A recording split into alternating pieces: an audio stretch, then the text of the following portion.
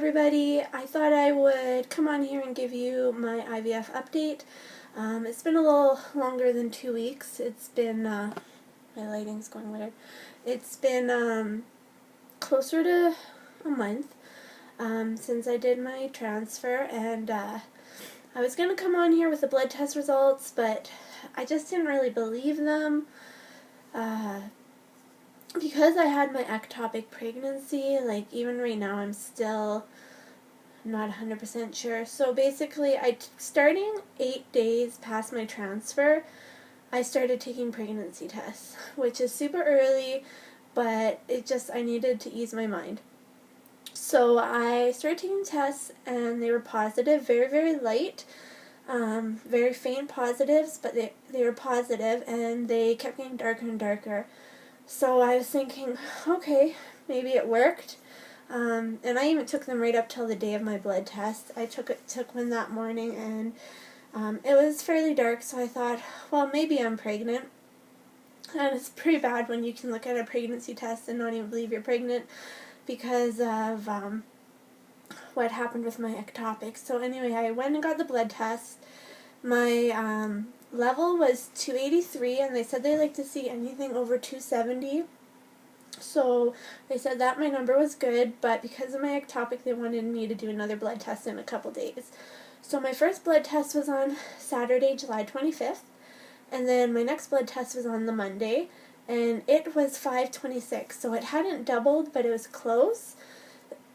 And they said that the number was good for where I'm supposed to be at in my pregnancy. But because of my ectopic before, they still wanted to do early ultrasound. So I did an early ultrasound. That was booked for August 4th, which I just had. So August 4th was it's Thursday, so it was Tuesday, since Monday was the long weekend. So I went ahead, did the blood test, the ultrasound, and they found one fetus.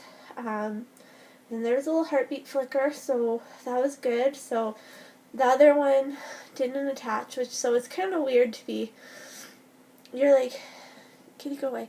You're like happy and excited, but kind of sad all at the same time. It's kind of a weird feeling because I was thinking that if I was pregnant, it was going to be twins because both the embryos that they transferred look the same. They both look good, but one transferred. And that was the first time I've ever seen anything in an ultrasound, so that was a big milestone for my husband and I.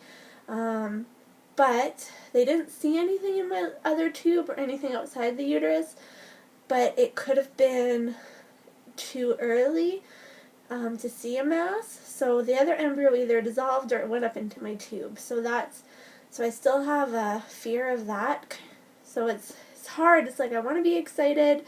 I have a fetus that's measuring 5 weeks and 5 days in my uterus. It's 6 weeks now, as of Friday.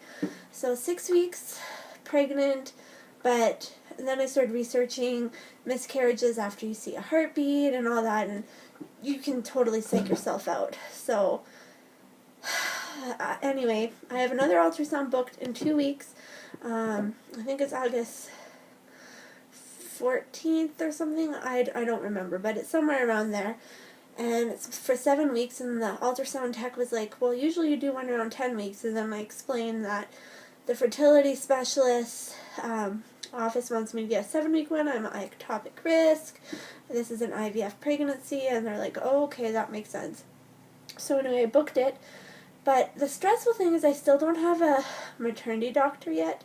The doctor who did my ectopic surgery and who did all of my aftercare for that is a specialized gynecologist, and she said that as soon as I get pregnant to call the office and book an appointment and I'll get in. So I went and called the office, and the secretary said, no, you need a referral.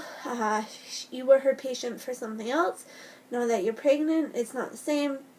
So until we have a referral, I can't book an appointment for you. So I don't trust family doctors, or just like a family maternity doctor, because that's what happened last time. That's who I had. In the same clinic, my family doctor, he doesn't do maternity, but there was 2 other people that did, And so I got on with one of them, and that was when I had my ruptured tube, and he told me I was okay and to wait till the ultrasound. And that's when I found out I had been walking around with a ruptured tube for 5 days. So, rightfully so, I do not trust family doctors. I just don't. So, I'm really, really hoping that I can get my referral to get through. I don't know how it works in the States, but I'm in Canada. And in Canada, because we have free health care, that's a plus. But on the other side of it, it's that we have long wait times because it's free. So, my cats are fighting on the windowsill. So that's kind of where we're at. So I know how long last time I tried to get into with a gynecologist. I didn't get a call for over 1.5 years until they finally called me. So I'm going to see what I can do. I'll have to go over the ultrasound results for my 7-week with my regular family doctor, and just hopefully by then a referral comes in, because I was her patient before. I can get in, because I don't trust a family doctor. So there's that. As for symptoms, I'm on progesterone and estrogen, so any symptoms that I'm having, I can't say if they're pregnancy related or a side effect of the drug.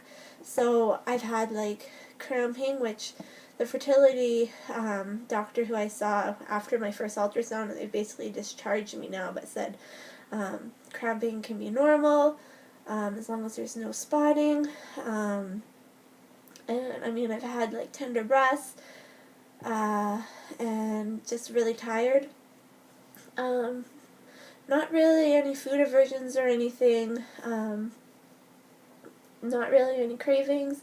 So I've kind of don't really feel pregnant, if that makes sense. I don't really have any symptoms. I've had a few, but the few that I've had are also progesterone symptoms.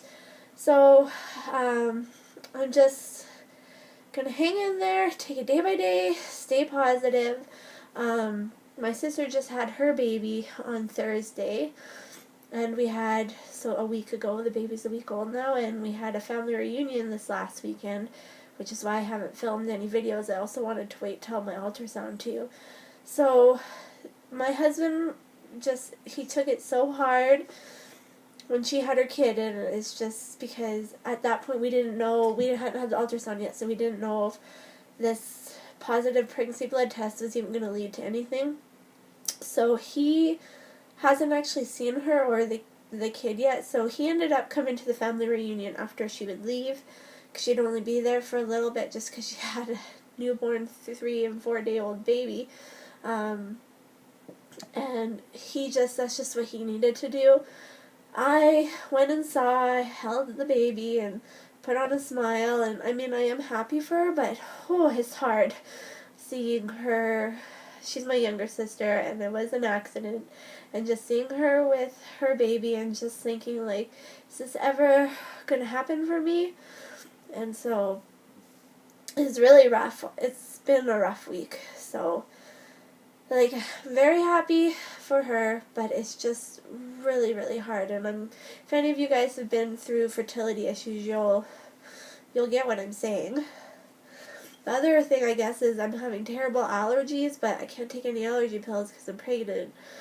And it's summer, and my allergies go crazy. I usually take an allergy pill every day, but since I started IVF, I haven't been. And I do essential oils. I do peppermint, lavender, and lemon, but I've ran out of all of them, and I haven't got any more yet. So that's kind of been a little rough. So anyway, this is about a 10-minute video almost. So yes, the IVF worked. One of the embryos implanted. We're still on ectopic watch. I have another ultrasound in 2 weeks. And so as of right now, I'm pregnant, and hopefully it sticks. So thank you guys so much for watching, and I'll talk to you later. Bye.